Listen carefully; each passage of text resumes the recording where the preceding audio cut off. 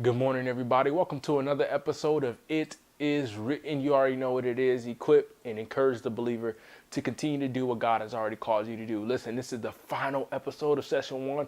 Shout out to y'all who stuck with me. We made it. So without further ado, let's get it cracking. All have desires, right? Throughout the course of our human history, some of those desires have brought about joy, excitement, and even advancements to our civilization. While on the flip side, some of those desires have brought about a lot of pain, destruction, and evilness, to be honest with you. Really quick, let me go ahead and throw this idea out to you. Get ready and catch it. God does not despise our human desires. You see, he isn't this like cosmic killjoy.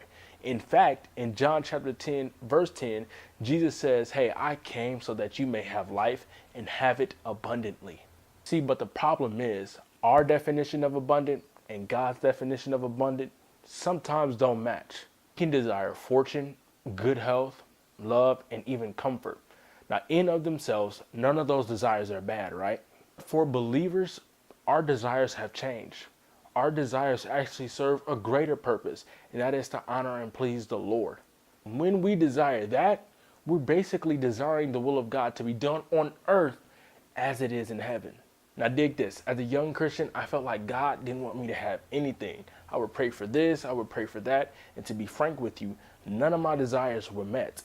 For a small season there, I felt really discouraged and didn't want to pray for anything.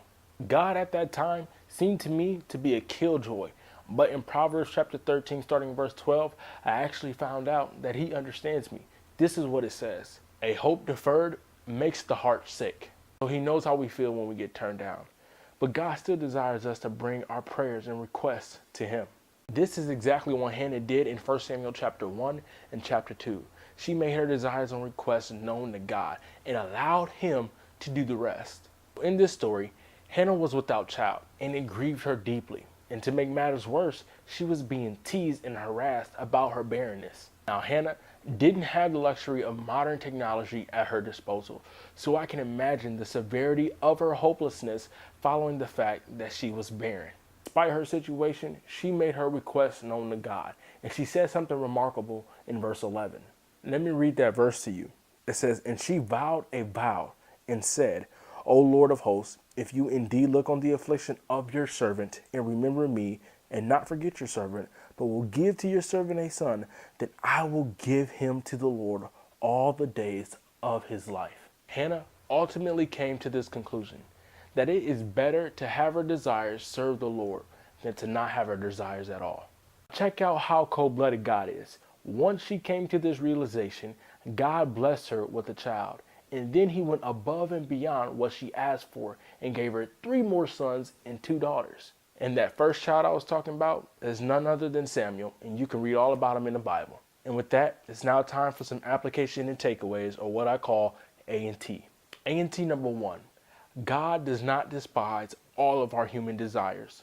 If you're in this space right now where you feel like God is a cosmic killjoy, the lie detector test determined, that is a lie. John chapter 10:10 says this: "I came so that you may have life and have it abundantly." Problem is, some of y'all's definition of abundance entails evil, and God is not about to endorse evil. You see, God actually desires for you to have true joy and true fulfillment, and those things are not found on this earth. Instead, they're found in him alone. A&T number 2, the Lord hears our prayers. God is active in our lives. He is not this standoffish person. He's sometimes abrasive and provocative. The reason for this is because God wants our devotion. He deserves our devotion. Like Hannah, she showed that she was devoted to God by continuously praying to him. Regardless of what we're going through, we must also be devoted to God like she was. A&T number 3, our blessings were given to us for the purposes of God. As promised to God, showed her willingness to use her gift and her blessing for the purpose of God. We can sometimes feel unfulfilled in our lives because we are not using our blessings for what they were designed for. Listen, God has given all of us a blessing, whether it's in the form of possession, gifts, talents, and abilities.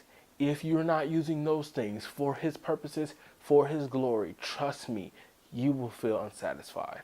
Be like Hannah. Be willing to use your blessings for the purposes of God.